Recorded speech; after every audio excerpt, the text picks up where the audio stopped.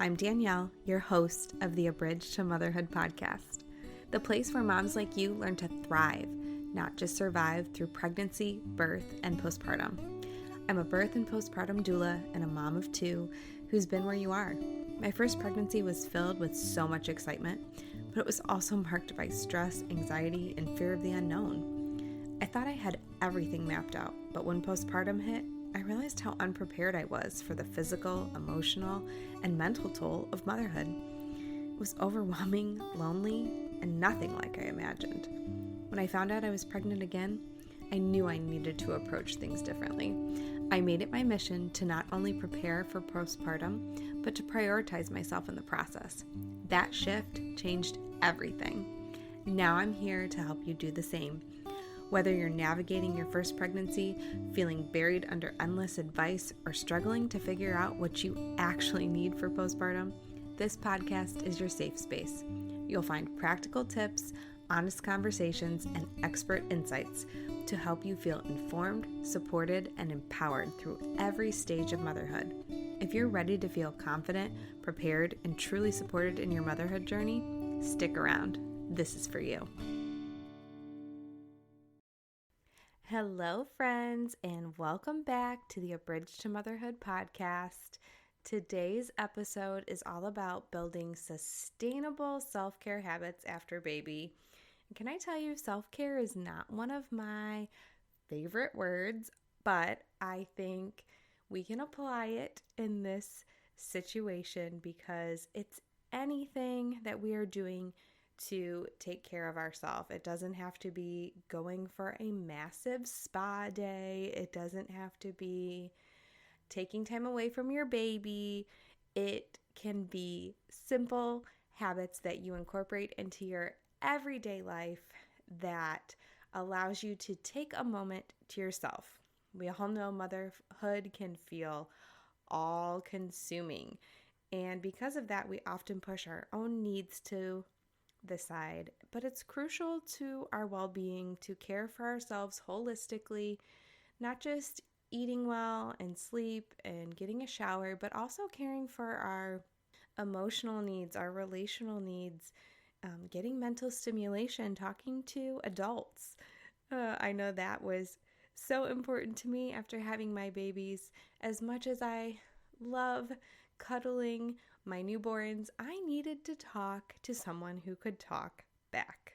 So today we're going to walk through why self-care matters so much after a baby and how you can build those habits that you'll actually be able to stick with long term. I know how big of a struggle it can be to find time for yourself, but I'm hoping that I can share some strategies that make it a much more natural part of your routine and not something you feel like you have to check off your to-do list. I think one of the biggest struggles we can face as new moms is the guilt that comes with taking time for ourselves. Everything feels so urgent when we have a baby, like we need to take care of their needs right this moment. And truly, we do oftentimes. So it's so easy to push our own needs aside. But again, we've talked about this before. When we do that, we are going to end up exhausted, burned out, and maybe even dealing with some resentment because we feel like we never get to do anything we want to, whether that's resenting our partner or even resenting our motherhood journey because we feel like we don't have autonomy anymore or we don't have the independence that we once had. And sometimes we can think, again, like I said at the beginning, that self-care has to be this long, elaborate self-care routine, but that can feel really unrealistic. Like going to the gym for an hour and a half.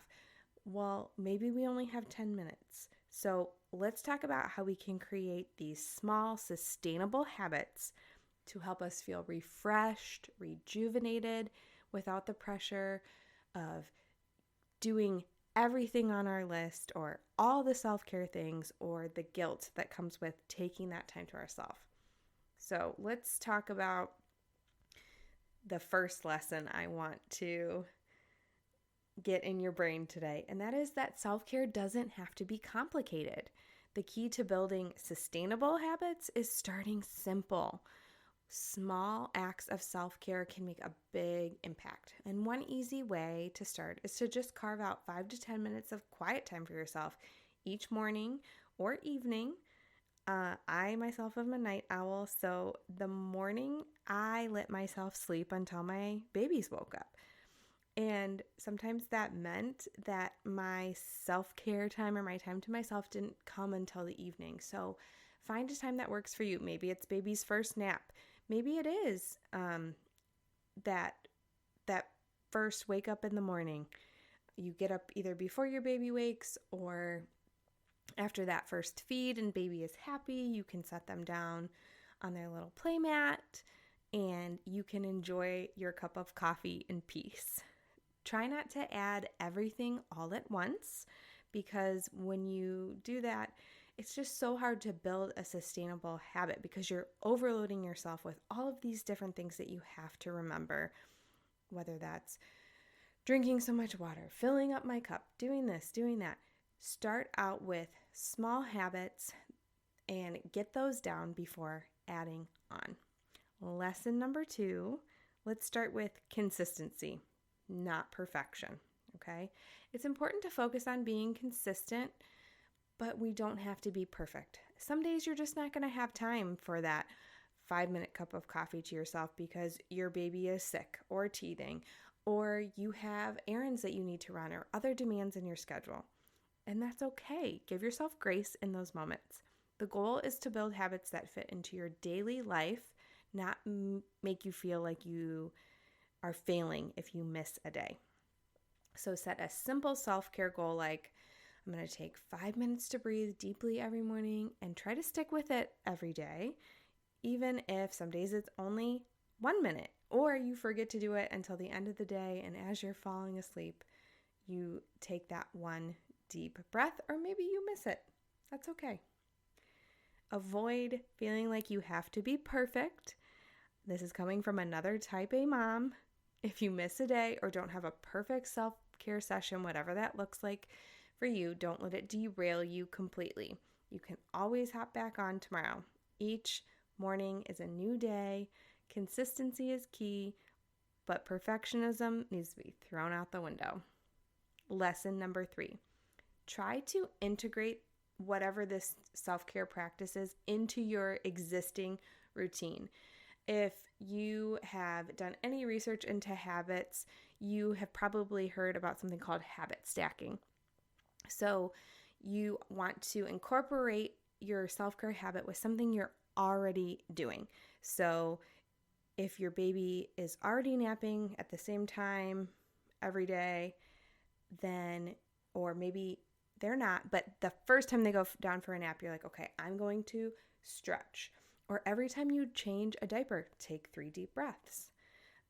Maybe instead of scrolling through your phone while you are nursing, you instead are going to open up your notes app and write down 3 things that you're grateful for. Incorporating self-care into those existing activities makes it so much more natural and so much easier to remember. Lesson number 4, set boundaries to protect your self-care time. One of the most important elements of having a sustainable self-care routine or sustainable habits is setting boundaries with others. If you don't protect your time, it's going to be hard to maintain those self-care habits. It's okay to tell your partner, family, or friends that you need that 10, 15, 20 minutes to yourself each day, and it's okay to put it in the calendar. It's okay to say no to certain requests if they interfere with that time or they interfere with your well-being. So often as moms, we are caregivers and we just do not communicate our own needs. But if you set those clear boundaries, it's so much easier for others to help you to take that intentional time. And if you don't communicate those needs, it's going to be very easy for those habits to fall to the wayside, and then you're leaving no time to care for yourself. In fact, this is something I am working on right now with my husband, is getting workout times on the calendar for both of us. So I know when he's going to be at the gym, and then when he gets back, I'm going to take my 30 minutes to do a workout, go for a walk, or walk on my treadmill in my office. But we have to be clear with what we need and carving out that time. When there's children involved, it just gets more complicated, but it can be done. Lesson number 5. Let's prioritize not just our physical well-being, but our mental and emotional self-care too. Your mental and emotional health matter too. We need to take time to process all of these new emotions we're feeling as a new mom, being able to find time to talk to a friend, reflect, whether that's journaling, writing down gratitude, maybe that's taking a walk outside for you. I know many friends who enjoy doing yoga or stretching, and during that time they really feel like they can think more clearly, whatever that looks like for you. Journaling a few minutes a day, or talking to that friend, or simply just checking in with yourself. Like, how am I actually feeling today? Can I name what I'm feeling? Can I run through that checklist of, have I eaten enough? Have I had enough to drink? Have I taken a moment to breathe today? Or practice gratitude today? That can be so powerful. Although it's very important to make sure that we're nourishing our bodies, we're getting sleep, we're moving our bodies. If we forget about our mental and emotional health, that can be just as dangerous. It's so cliche, the whole you can't pour from an empty cup thing, but it is kind of true. How can you show up for your children? How can you show up for your spouse? How can you show up for your friends? How can you show up for your siblings, your parents, if you are neglecting your own mental and emotional well-being? And my best friend just reminded me of that. How can I show up well for my clients as a doula if I'm not caring for my mental and emotional health well? It is so true.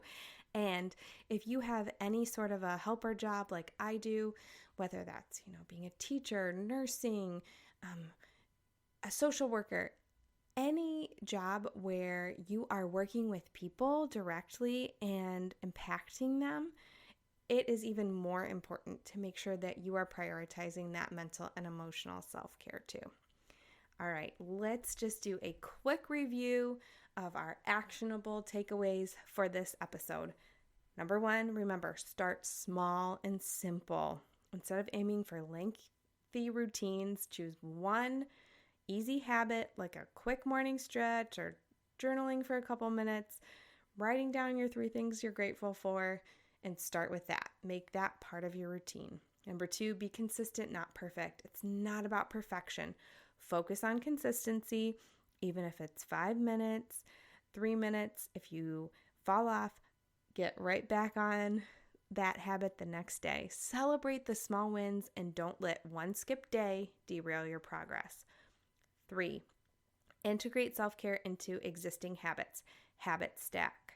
Look for opportunities to weave self-care into your everyday activities, whether that's taking a deep breath every diaper change, or practicing that gratitude when you're nursing, or taking time to stretch or work out during that first nap. Those little actions can end up making a huge difference. Number 4, set those clear boundaries. Protect that time for self-care and communicate those needs with your partner, with your family, with your friends, and honor that time. It's okay to say no to other things so that you can set aside that time for yourself. And number 5, prioritize your mental and emotional health. Take care of your mind and emotions as much as you take care of your body. Whether it's journaling, seeing a counselor, talking with a friend, acknowledging your feelings, doing that simple self-check-in. Make sure your mental and emotional self-care are part of that routine. And if you're ready to really start reflecting on those needs and want a simple guide to help you do that, I have a free resource called the New Mom Reset. And you can find that in the show notes or visit abridgedtomotherhood.com/newmom. It's going to walk you through some journal prompts, talk to you about building better habits for nourishing your body, for sleep, for communicating those needs, and more. I really hope that it helps you to recognize what you need in order to start feeling more like yourself again postpartum. It is so easy to get caught up in loving on our babies, and wow, that is extremely wonderful and so important. You are important too, and I want you to remember that. I really hope that you enjoyed this episode of the podcast, and I wanted to encourage you to submit your questions for the podcast. So if you go to abridgedtomotherhood.com/questions, you can submit your questions for the podcast, and I will try to answer them in an upcoming podcast. Make sure you leave your first name so I can give you some credit and a shout out. And thank you so much again for listening. I'll see you all next week. Thanks so much for tuning in to the Abridged to Motherhood podcast. I'm so glad you were here today. If you loved this episode, I'd be so grateful if you could leave a review for the podcast on whatever platform you're listening on. Share it with a friend or snap a screenshot and tag me on social media. If you decide to leave me a review, go to abridgedtomotherhood.com/review. That link is also in the show notes so that I can send you a little gift in the mail. Your support helps other moms to find the podcast, and it truly means the world to me. Remember, your motherhood journey deserves your care and attention. Until next time, keep showing up for yourself, mama, and don't worry, I'm here to help every step of the way. See you soon.